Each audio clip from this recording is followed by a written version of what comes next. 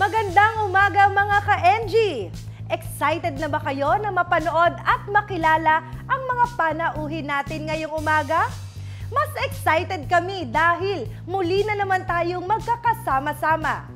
Kaya naman, simulan na natin mula dito sa JC Multimedia Studio sa Pasig City. Ito po si Miss A at ito ang Negosyo Goals, ang gabay sa pagtupad ng inyong pangarap.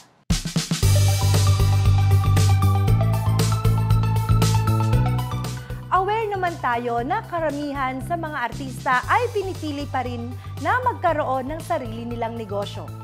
Ano nga ba ang kanilang dahilan?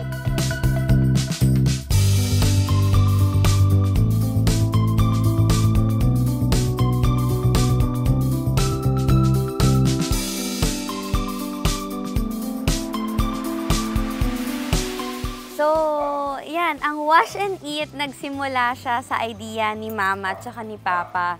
Kasi si Papi, mahilig siya sa mga kotse. Sobrang busisi niya sa kotse. Maalaga talaga siya sa kotse. Same with si Mama. Mahilig naman siya magluto. And nakikita ko sa kanya na tuwang-tuwa siya kapag nagugustuhan ng mga tao, ng mga kumakain yung pagkain na niluto niya. Kasi masarap naman talaga siya magluto. So, yun yung parang isa sa mga happiness niya. So, pinag-combine namin ng wash and eat. So, pwede ka magpa-car wash. At the same time, pwede ka rin kumain. Pwede rin naman car wash lang, pwede rin naman kain lang. Sabi namin, we have a wide area dito naman sa bahay namin. Bakit hindi namin gawin parehas na hindi maboboard yung nagpapa-car wash? At the same time, ma-enjoy pa nila yung view ng very blessed namin na bahay. Sabi ko, pagka meron ulit akong susunod na malaking project, sabi ko, eventually, i-develop namin yung pababa para mas ma-appreciate nila yung view namin dito sa likod. Hindi siya as big as kinikita sa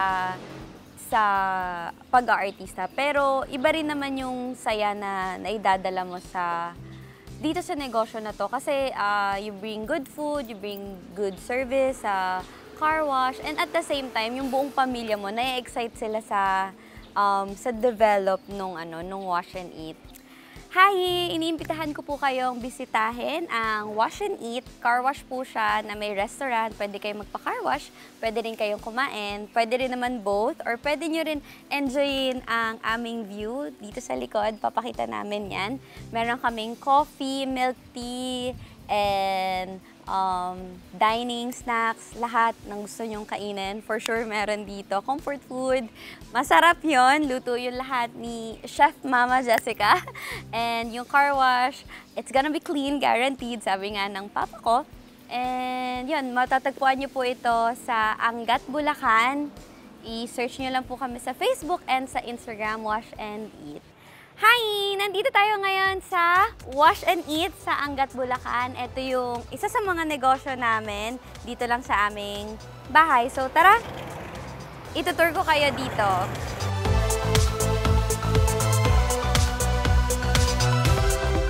Ayan sila kuya. And si Papi, siya ang punong abala. Siya ang nag-train sa aming mga helpers, ayan. Siya mag-train sa aming mga helpers para maging sobrang linis ng kotse niya. So, syempre, habang nagpapa-car wash ka, baka mamaya mainip ka, pwede kang bumili ng kape, ng milk tea, or pwede ka rin mag-snacks, or pwede ka rin mag-lunch or dinner dito.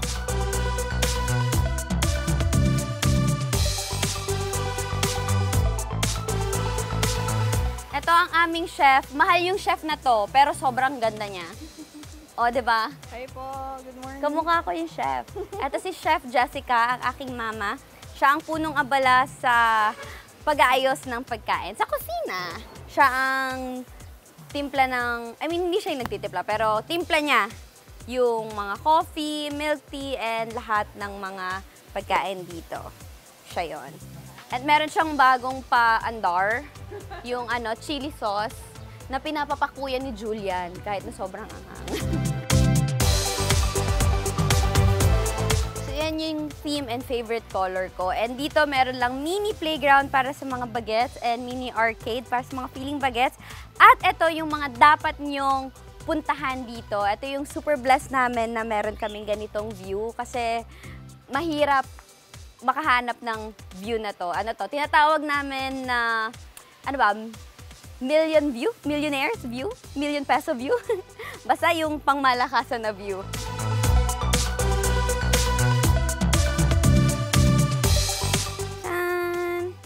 Ito yung Ilog Angat.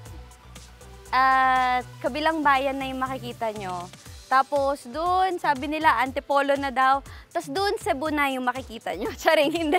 Pero yan yung, yan yung pinaka-blessed namin kasi meron kaming ganitong view sa likod lang ng bahay namin. Na ngayon, sinishare namin sa mga customers na bumibisita dito sa Wash and Eat. And meron din kami dalawang maliit na kubo. Pwedeng kumain din doon. So, enjoy niyo yung view!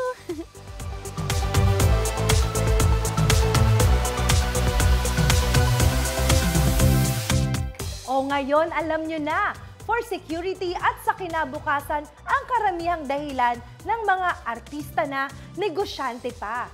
Kaya naman, ano pang hinihintay nyo? Tularan na sila, magnegosyo na.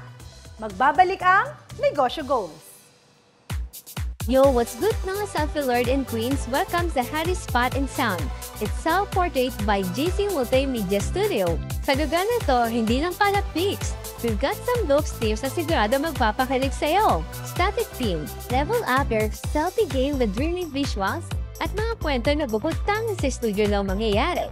Cloud theme, elevate your selfie literally and figuratively with cloud-like backdrops na nagbibigay ng surreal vibes. Launch theme, chill scenes, cozy setups, at yung mga tamang relaxed mood para sa mga gustong kunan ang laid-back side nila. Pastel pink theme, dive into the world of soft-use and delicate vibes para sa mga mahilig sa theme. At iilan lang yan sa mga concept theme dito. Abangan nyo mga best kasi marami pang ibang pasabog ang darating soon. Katabi lang ng pamantasan ng lungsod ng Pasig. Buka na, starting at affordable 499 pesos lang ang tribo dito sa Self-Portrait by JC Multimedia Studio. Tara na mga best, buka na!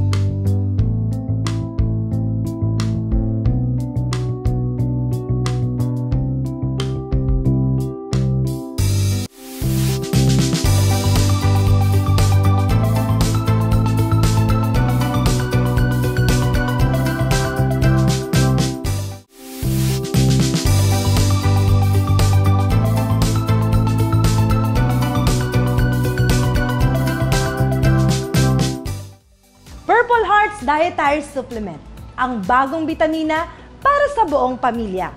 Ang iba pang detalye, ating alamin. Okay, my name is Crizel, and then my age is 7 years old. I'm doing splits. I play with my toys and do some role plays.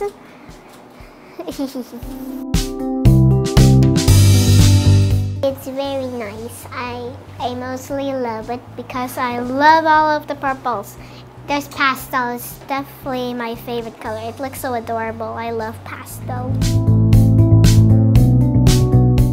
My ate and kuyas, especially my siblings, they know me real much, I think. I don't know. They know my favorite color is purple, and they know my favorite shape is hearts. And then they call it Purple Hearts. I like it. I like bananas and watermelons and mango. I have too many favorite fruits, so I cannot tell you all of it. Okay, fine. Okay, it is banana, apple, watermelon, mango, and some ramadan, and orange. Especially okra and malunggay. I think they like me eating fruits and vegetables because it makes you healthy and strong. kids out there like me doesn't like to eat vegetables and fruits, you can try Purple Hearts. And also, I know you might expect it's gonna be sour, but it actually tastes good. And it's actually made with real fruits and vegetables. But we put some special ingredients, which we can't tell you because I don't know as well.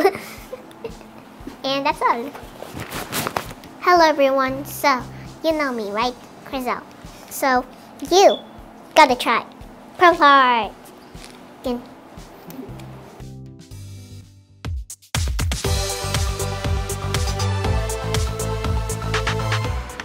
Angie. So, welcome to Purple Hearts. Let's go give you a little tour.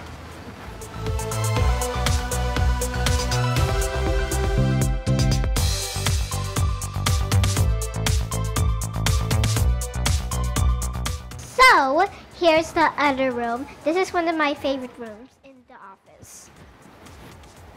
So here's the dining table where I'm gonna have my food later, yay.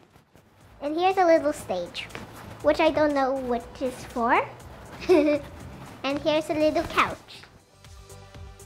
And there's some beautiful lights over here. And more pictures of me.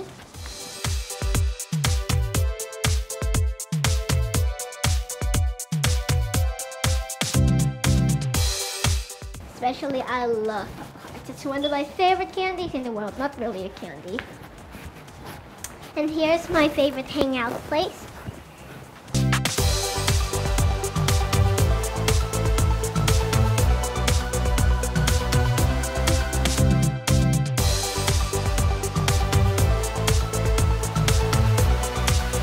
Thank you for visiting our office, everyone. Bye.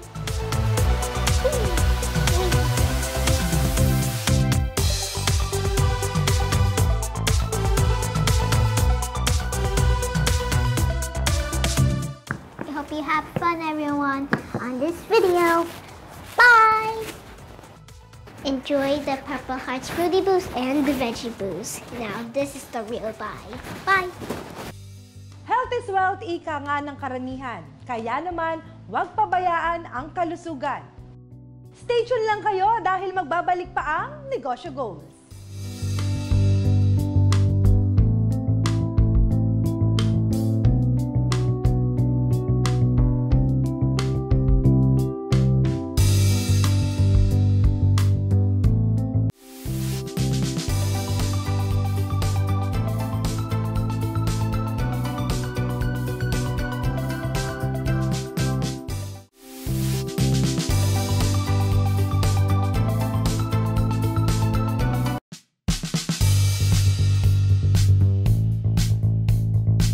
Sa pagtatayo ng isang negosyo, mahalagang alam mo ang iyong target audience, market trends, and even your business finances. Yan ang ilan sa tinutukan ng isang business owner na aming nakapanayam. Tara, panoorin natin ito.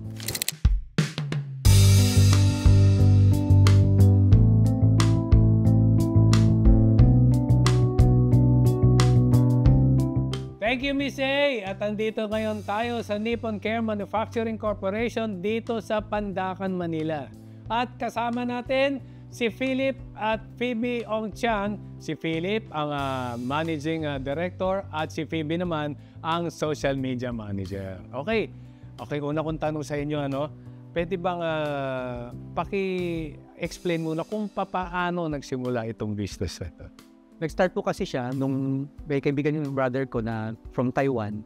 Tapos nag-partnership sila para mag-open ng melamine business sa Philippines. It started year 2000. Actually, family business po yan. Yung dad ko nun, naghahanap rin kami ng business opportunity. Kasi previously to that, kaming window blinds business.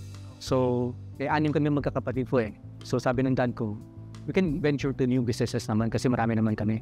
So, we thought of partnering with that Taiwanese investor para mag-open ng melamine business. Nauna po namin introduce sa mga supermarket kasi pinggan po yan eh. So inisip namin very close sa grocery. So nung sinampling po namin siya, new concept pa lang po siya nun eh. So wala pa sa market one. Actually meron iba, pero eventually napapayag namin sila nung nakita nila unique yung product natin. Kasi ang melamine po, tibay ng plastic pero ganda ng ceramic. So, kinumbine niya yung kagandahan ng dalawa. Unlike yung plastic, minsan, di ba, minsan dumidikit yung pagkain. Kaya, mas improve yung melamine po kasi sa kanya, hindi dumidikit basta-basta yung stain resistant po kasi siya eh. Okay, pumunta naman tayo sa marketing side. Sino naman ang gumawa ng concept na to, yung style at yung design? For the designs po, it's based on the trends po sa market. So, minsan, nakikita natin sa trends ng market, minsan may mga colors of the year or meron din po mga designs of the year. Tulad po ng mga trends dati, tulad ng dati nagka-pastel po na nag-uso yung pastel na parang mahilig sila sa mga pastel colors. So, nag-release po din kami that same year ng mga pastel design fades. Minsan naman, nag-follow kami sa trends. Like, for example, nag-uso yung mga Korean foods. Yeah. Yan po. Nag-start po kami na may mga Korean plates, mga bibimbap, mga ganun, mga ramen plates, mga things that would appeal to the market. Ngayon, depende naman doon sa age kung ano yung mga sinusundan natin rin. Kasi katulad namin ni Sir, magka-batch kami nito sa UP, so magkaiba yung gusto namin sa gusto ng mga kabataan ngayon. Mahirap po talagang mag-cater to just one population po eh. For example, iba kasi yung gusto ng mas older versus yung mga mas younger. Kasi gusto ng mga younger mas trendy versus yung mga older gusto nila mas classy, mas practical. So, yun po yung pinaka-challenge namin ng Niponware because yung mga plates namin, we're trying to cater as much as possible to all kinds of people. So, for example, yung mga fiesta po namin, they're made to be affordable. So, sila po, yung mga fiesta or parang mga may gatherings, yun po yung ina-offer namin. And for mga mas classy naman yung habol nila, we offer the higher-end designs, yung mga mas social na po, mga double tones or mga other mas unique na plates, whether yan po siya, may mga pleats, mga ganun pong designs, so that mas aesthetic for yung heroes. We go to exhibits sa China, tapos other countries, ganun din. Regularly, na-update namin kasi yung designs namin. So, nakikita namin trends nila. So, yung China kasi, they cater to the whole world. So, makikita namin, may market na for Asia, may market for Europe, may market for US. So, nakikita namin, iba-iba po siya. Ito bang business yung open din sa mga reseller? Yes, sir. Pwede po. Kasi, thank God, nung online, despite the pandemic, nakapasok kami sa mga online stores. Tapos marami nagre-resell. So, they buy from us, tapos sila nagpa-package na, tapos minibenta nila. So, nakakatulong sa mga ibang tao na malalayo. From all over the Philippines po kami, Luzon, Visayas, Mindanao. Marami kaming reseller. Bumibili sila, tapos nire-resell po nila. At sa'yo naman, Phoebe, ano naman yung magbibigay mong advice doon sa mga kaedad mo na gustong mag-start ng ganitong klaseng business or halos similar sa inyo? I guess one of the best good things sa Chinese culture is parang tinatrain na kami as well. While we were young, na at least mag-start na mag-help out sa business, tinatawag sa amin yung term na kotyam in a sense na dapat while you're young, you spend your time productively. So, nung bata kami, hindi na po kami sa office na daddy na mag-help out lang, whether sa pag-check lang ng mga papers or parang sa calculation ng mga ibibigay na pera, mga ganun po. Even in such simple tasks, nadatrain po kasi yung discipline namin na, oh, okay, ganito pa na mag-handle ng business, this is how it's operated. And also, napapractice rin yung, parang nag-engage din po yung interest namin na, oh, okay, this seems interesting. Baka pwede namin i-venture to in the future. And actually, funny thing is po, hindi rin po ako business course eh. So, yes po, pre-med po ako and then... Malayo. Yes po.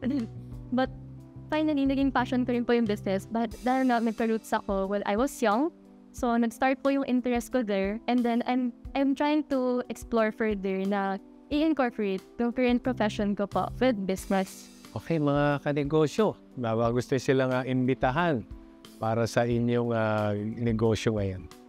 We're available naman po in leading stores nationwide and we're also available online, whether or not on online platforms, online stores. Available po kami all throughout.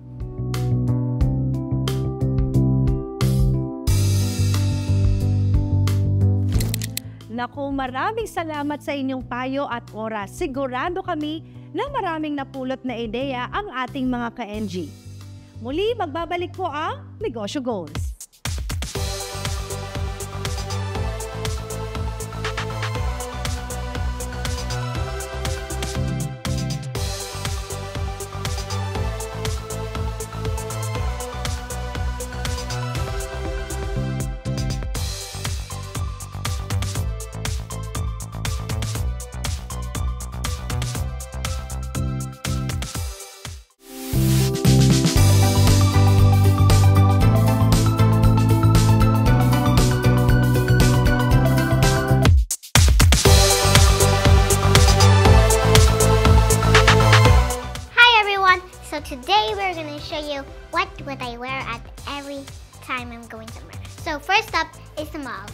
me show you. 3, 2, 1, spin! So, this is my first outfit to the mall.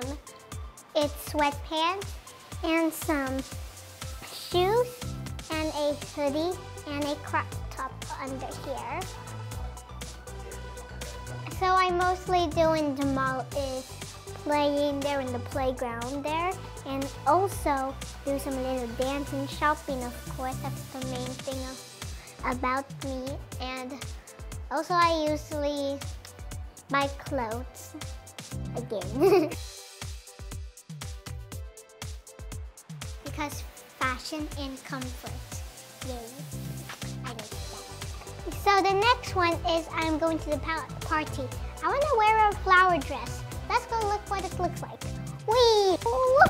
So this is my dress for going to parties or going to my friend's house. I love wearing dresses. Whee! A little turn. Looks nice.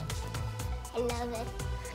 So the next one is, this is what I wear to visit my office. Time for jumping. Whee! Whoa! So this is my formal outfit going to the office. So I love it so much. Here's a coat and a little dress and this boots. So thank you for watching Crizel's outfit for today. Bye!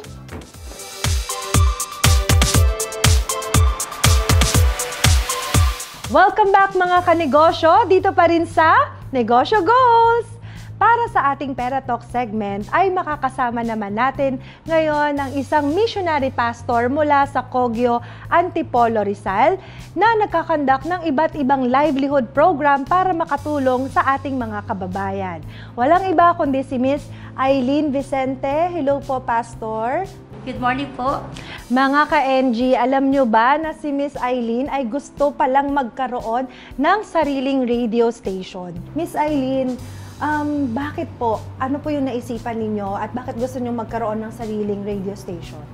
Kasi for na po, digital na talaga siya. So, yan yung pinakamabilis na makapag-pass ng information. So, anything na mailagay mo, it could be, kumbaga, dun sa gusto mong target na tao na maparating, malaki ang maitutulong. So, parang nabanggit nyo po digital. So, gusto nyo po na sa social media din?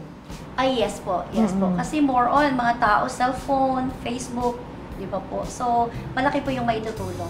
Pero syempre may mga kaakibat na expenses din po yan. Yes. Paano po natin nasusustain yung mga ganyang klaseng expenses? Yun naman po yung pinapasalamat natin sa Lord kasi siguro po pinanganak na negosyante, kaya go negosyo talaga. Negosyo po tayo na talagang sa ngayon, nasa rebranding din tayo. Meron tayong mga different product. Ito pong binabalak po ninyo na radio station, ano po yung struggle na kinakaharap ninyo ngayon? Number one, ako personally, kasi hindi ako yung parang social media person na magpo-post or haharap sa camera. So number one, kung paano ko siya itatayo, ano yung mga equipment na kailangan ko, saan ko ba siya ilalagay. Pero God is good kasi everything we need come to us. Sabi nga, if it is God's will, it's at no sorrow with it. Talagang ipoprovide niya. He really provide. Kasi may mga kaibigan na dumating and nakita nila kung ano yung ginagawa and they advise na, uy, bakit hindi ka parang media, social media, and then to put up na simple radio and TV online. Para ngayon po, parang sisimulan nyo po muna sa social media. Sa social media po muna. Para mas marami pa kayong ma-reach, matulungan, ma-share nyo kung ano yung meron po sa inyong community. Definitely po. Ayan. Pero syempre, alam ko medyo, ano din po, parang kakailanganin natin ng enough na pondo para dun sa inyong magiging studio, syempre, at yung pagkuha ng inyong sariling frequency. Huwag kang mag-alala, Miss Eileen, kasi may ipapakilala ako sa'yo. Ngayon, mga ka-NG, alamin natin ang sagot mula sa ating financial expert mula sa Global Dominion na si Sir Rodrigo Matinong Jr., the Credit Head of Global Dominion. Hello, Sir! Hello, Miss A. Good morning po. Sir Rod, narinig niyo po yung story ni Miss Eileen and yung plan nila na magkaroon ng sariling radio station. So, ano yung pwede nating maitulong sa kanila? So, ang pwede po nating maitulong sa kanila in terms of funding, pwede po silang lumapit sa bank or sa mga financing companies kagaya po ng GDFI.